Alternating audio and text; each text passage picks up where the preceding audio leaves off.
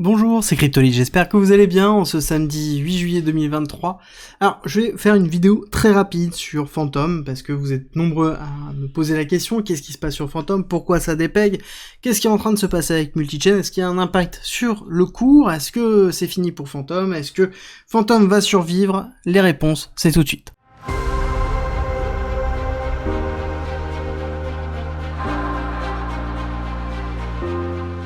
Alors, actuellement, oui, on a une crise sur Phantom et qui est pas liée à Phantom. C'est très important de le retenir. C'est lié principalement à Multichain, qui est un bridge qui mène à Phantom, mais sur d'autres blockchains aussi. D'accord? On sait déjà qu'il y avait eu un problème avec Multichain, on sait qu'il y avait un problème avec le CEO qui était introuvable, potentiellement arrêté en Chine, et donc un non-accès à certains serveurs cruciaux pour pouvoir maintenir justement ce qui est en train de se passer.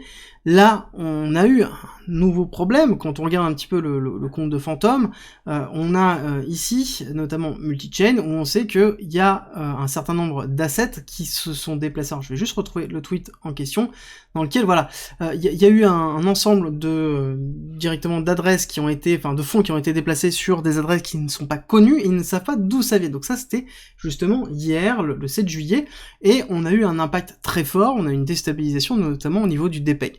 Alors, il y en a eu des DPEG sur les instances de Phantom, donc c'est-à-dire sur les différentes pools de liquidité de Phantom, parce que les personnes sont sorties majoritairement de Phantom, et quand on sort violemment sur des pools de liquidité, on va avoir des DPEG, ce qui est tout à fait classique, d'accord? Ça ne veut pas dire que Phantom est cassé du tout, c'est juste que quand on a un mouvement de liquidité aussi gros, on va avoir un mouvement de foule qui va arriver, et derrière, en fait, une accélération du DPEG sur certaines pools de liquidité avant que ça se règle, et c'est tout à fait normal, c'est ce qu'on a déjà connu classiquement quand on a des mouvements relativement forts. Et ce qui est important, c'est quand on regarde déjà, il y a deux choses qui sont séparées. En effet, c'est la team FTM, donc Phantom, avec la FF, donc le Phantom Foundation, et Multichain sont des équipes totalement différentes, ce sont deux projets totalement différents.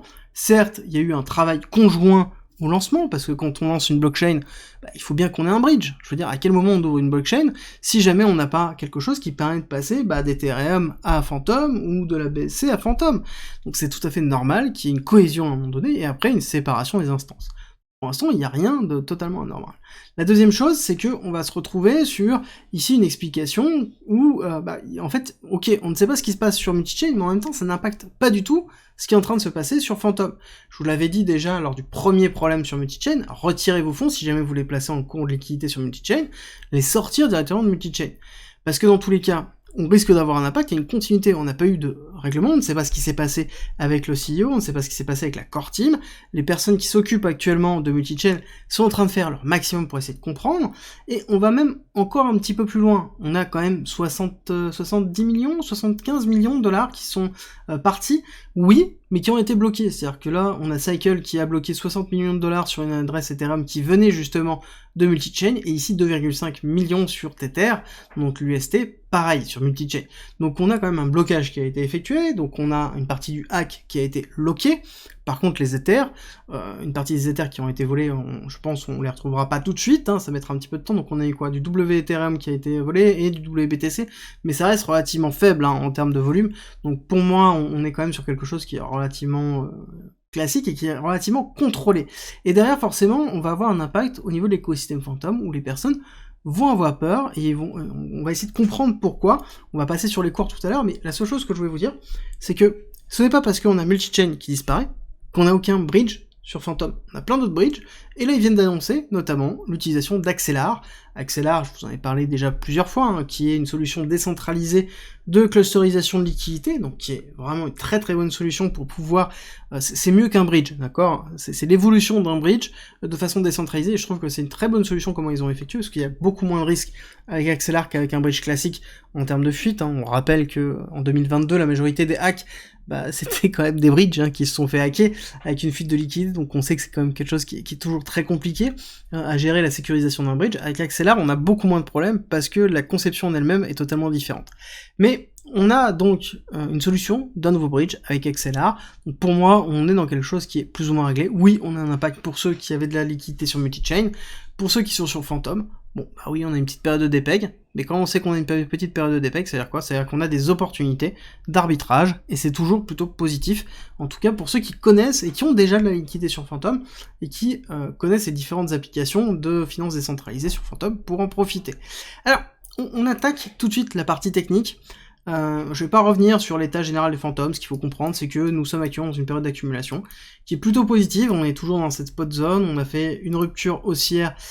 Ici, quand on a cassé les 0,41, on a eu une première indication d'une rupture haussière avec un break-off structure très fort. Hein. Premier break-off structure, deuxième break-off structure, donc avec quand même une résurgence pour aller chercher les 0,66. Donc ça, c'est positif. Et donc, quand on a eu cette accélération haussière, on sait que on a une première indication d'une volonté du cours à aller chercher plus haut, ce qui est plutôt, justement, en adéquation avec l'écosystème Phantom, où on sait qu'on a beaucoup de nouvelles depuis 9 mois, globalement depuis l'arrivée de André Cranch sur la Phantom Foundation, sur des postes de direction, où on a quand même un changement au centre de communication, un changement de directive, un changement de valorisation de ce qui est en train de se faire. Et ici, on a eu un retest effectif qui s'est effectué sur le 886, avec notamment l'annonce de la SEC, hein, donc on a eu cette annonce de la sécurité de la SEC, et derrière, on a eu une revalorisation où on a quasiment comblé quasiment la totalité. Certes, là on a une semaine qui est plutôt compliquée, mais qui est liée principalement à la cassure, légèrement cassure baissière de BTC, et puis cette nouvelle avec justement nos bons amis de multi-chain. Mais quand on regarde en daily, on voit que oui, on a eu le 6 juillet, on a eu hier une période d'incertitude, on est en train de ravaler une partie. Donc on voit que c'est en train de classiquement s'absorber. D'accord, on n'a rien de très flagrant où on est en train d'absorber la nouvelle et de digérer. Donc pour moi, il ne serait pas totalement inquiétant de voir que dans la semaine qui vient, on est potentiellement ici la fin de semaine où on est peut-être encore une cassure un petit peu baissière, puis ensuite on aille rechercher une accélération haussière pour recasser en fait ce niveau-là, donc aller rechercher au-dessus des 33. Voilà, ça c'est un peu le niveau que j'ai.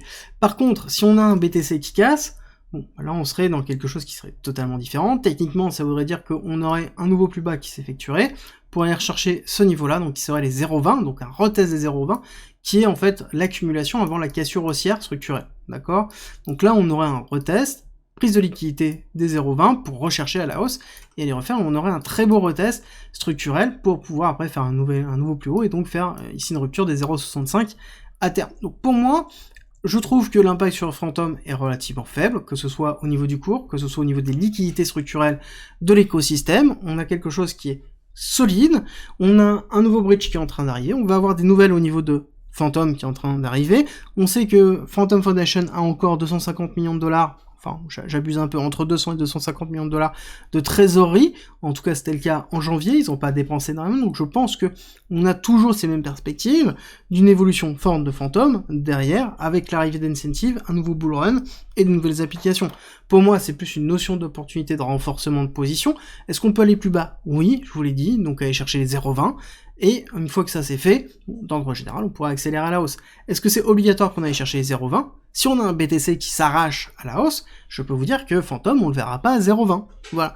Donc là-dessus, il y a deux choses à voir. Il y a l'écosystème général de la crypto, avec BTC en tête de pont, et à côté, on a ce qui est en train de se passer au niveau de Phantom. Encore une fois, Phantom, on a une prise de liquidité, on a une respiration. Pour moi, il n'y a rien d'anormal de se dire que Phantom risque de chuter un petit peu plus bas, mais ce n'est pas sûr, et d'accélérer à la hausse assez vite. Dans tous les cas, on risque de casser les 0,35 assez vite pour aller chercher les liquidités structurelles là. Bon, assez vite, tout est relatif, hein, ça va pas être dans la semaine, ça va être potentiellement dans les mois à venir, mais voilà, pour moi, on est sur quelque chose qui est très peu impacté, qui est très peu impactant pour l'écosystème Phantom. Il y a déjà d'autres solutions qui sont en train d'être mises en place pour compenser ce qui est en train d'être effectué, et on a une partie des fonds qui ont déjà été frisés, donc pour moi on est dans un contrôle, une situation de contrôle. Par contre multi-chain, voilà, il va falloir oublier, depuis qu'on a une absence de nouvelles du CEO et une compréhension de ce qui est en train de se passer au niveau de cet écosystème, on se retire, on recule, on retire ses billes, et on regarde en fait ce qui est en train de se passer sur Phantom, et on voit que Phantom, en fait, tout va bien. L'écosystème en lui-même va très bien, et on surveille. J'espère que cette vidéo vous a plu. Si c'est le cas, n'oubliez pas de regarder la vidéo update que j'ai effectuée vendredi sur DOT, la crypto de Polkadot. Vous allez voir, c'est très intéressant aussi sur un écosystème qui est sur une layer 0, et qui peut-être a un petit peu de mal, mais il faut comprendre pourquoi, et justement les éléments nécessaires pour une explosion à la hausse. Je vous mets le lien là, et je vous retrouve à demain pour une nouvelle vidéo.